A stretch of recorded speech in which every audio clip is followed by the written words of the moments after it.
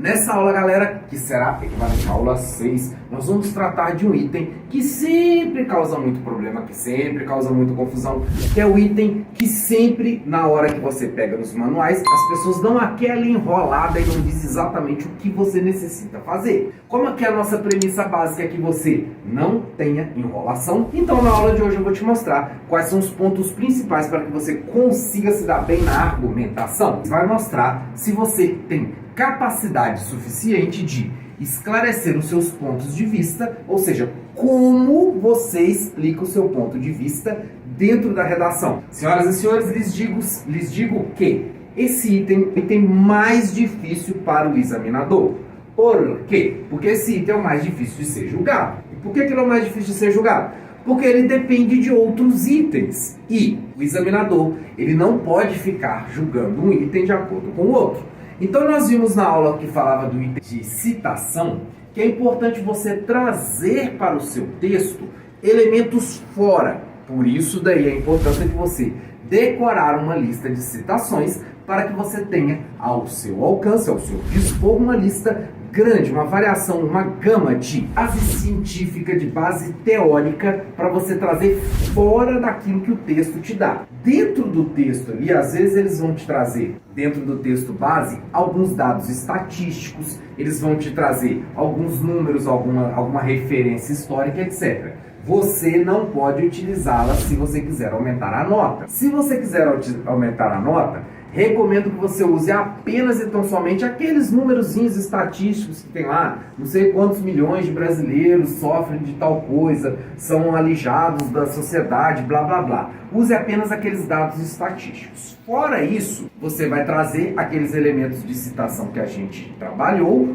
ou você pode usar séries, você pode usar filmes, você pode usar alguns outros elementos para agregar no texto. Então, porque se você não traz nada de novo dentro da sua argumentação, se você apenas usa os textos que eles deram para vocês lá, os textos motivadores, ou as historinhas que estão na sua cabeça, do tio, do cunhado, do irmão, de não sei quem que fez tal coisa, isso não te qualifica argumentativamente.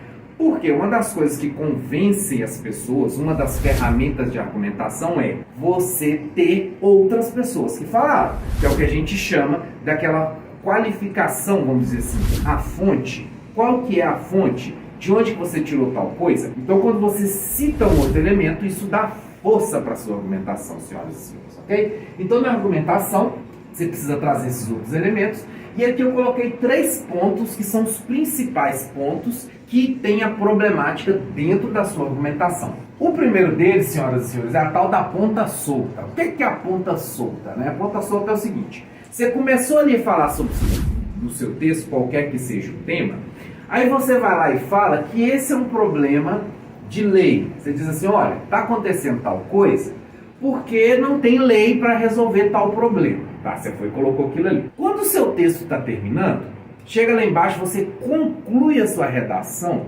dizendo que para resolver o tal problema, você precisa de colocar curso na escola. Percebe a incoerência e a ponta solta? Se lá em cima você começou dizendo que as questões e os problemas eram um problema de lei, era um problema legal, como é que lá embaixo, criatura de Deus, você resolveu o negócio falando sobre escola? Então perceba que é muito fácil, é muito comum acontecer a tal da ponta solta. O aluno, no caso você, o candidato, ele acaba ficando meio aleatório, ele liga o modo aleatório na hora de fazer a prova, que ele começa a escrever uma coisa, só que ele não desenvolve. Por exemplo, então, a gente estava falando da questão da citação agora há pouco. Se você está lá, fez uma citação da Netflix, por exemplo, você foi lá, colocou uma série, você não pode colocar a série só porque você gosta. Porque se você colocar a série só porque você gosta, ela vai virar uma ponta solta. Porque depois ela não vai conseguir ter um desenvolvimento dentro do texto a partir daquilo que o tema te pediu. Então, eu sempre falo para os alunos decorarem as citações, e o aluno fala, não precisa, já que pode usar série, pode usar filme, eu assisto muita série, eu assisto muito filme. Isso é arriscado, porque se você estiver diante de uma série, de um filme, que você gosta, é bem possível que você queira forçar isso para caber dentro do texto. E aí vai virar uma ponta solta. Ah, professor, mas tem alguma série que ele dá para tudo. Não força, não força. Porque se você tentar forçar, vai virar uma ponta solta. Então você não pode dentro do seu texto, abrir uma frente de qual você não vai falar. Então você não pode falar de algum assunto, você não pode falar, por exemplo, de uma questão legal, se depois você não vai desenvolver essa questão. Você não pode falar que é uma questão educacional, se depois você não vai desenvolver isso, tá? Tem temas como, por exemplo, inclusão da pessoa surda na escola, por exemplo. Tudo bem que você vai dizer que é um problema educacional. Você também poderia dizer que é um problema de lei, por exemplo. Só que se você fala que é um problema de lei, depois você tem que aprofundar isso daqui. Você não pode dizer assim, é um problema educacional e legal. E depois você não fala do problema legal, você só fala do educacional. Então, muito atento, principalmente no seu primeiro parágrafo, quando você estiver fazendo seu primeiro parágrafo, quando você apresenta o tema, você apresenta o problema, na sequência lá embaixo, você vai dizer, isso é um problema de lei, isso é um problema de cultura, isso é um problema familiar, isso é um problema espiritual, sei lá. O que você falar que é o tipo do problema, lá embaixo você tem que falar, justamente para você não fazer a tal da ponta solta. Ok? Então a ponta solta é isso. Falou de um tema, você continua, você aprofunda nele, porque senão vai dar ruim. O outro problema que acontece demais da conta é a tal da viagem na maionese. O que é a viagem na maionese? Você está ali dentro do seu texto, ele te dá um tema X, supondo aí o tema dos surdos, e você lembra lá na sua cabecinha que tinha lá na sua escola, quando você estava na terceira série, tinha um moleque lá que ele era surdo, que ele era mudo. Quando você conclui, você começa a viajar, a lembrar da história, você vai compor que você está falando uma coisa que não tem nada a ver. Ou você vai lá e lembra que você tem um problema de surdez na família, ou que você mesmo é um deficiente auditivo, e aí você começa a contar a sua história, seus dramas, os seus problemas. Isso é viajar na maionese. Ou então você não gosta de determinado político, você não gosta de determinado problema, você é contra o tema que caiu, isso acontece muito, tá? O tema é para 3 milhões de pessoas e não tem como você agradar 3 milhões de pessoas. Então é claro que aí pode cair um tema que você começa a fazer conexões nada a ver ou usar o seu sentimentalismo e aí você descarrilha na redação e começa a falar de coisa nada a ver. Isso nós chamamos de viagem na maionese. Ou seja, você sai do trilho e começa a falar coisa que não tem nada a ver. Você tem que ficar muito esperto, muito centrado no tema. Você só tem 30 linhas e o que você se propor a falar lá em cima, você tem que continuar falando. Você não pode sair aleatório falando coisas nada a ver, porque isso é considerado a nossa famigerada viagem na maionese. E aí na viagem na maionese nós vamos partir para o próximo tópico.